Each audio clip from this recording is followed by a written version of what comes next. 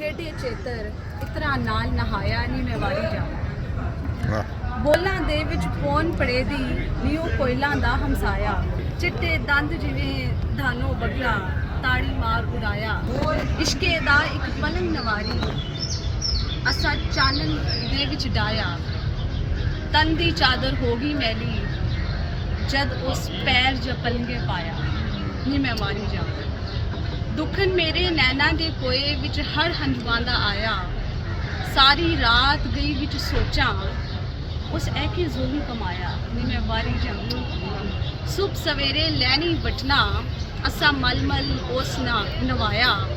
देही विचों निकलन चिंगा ते साडा हथ गया कुमलाया नी मैं वारी जावां। चूड़ी कुट्टा ते वो खांदा नाही ओनू दिल दा मांस खवाया।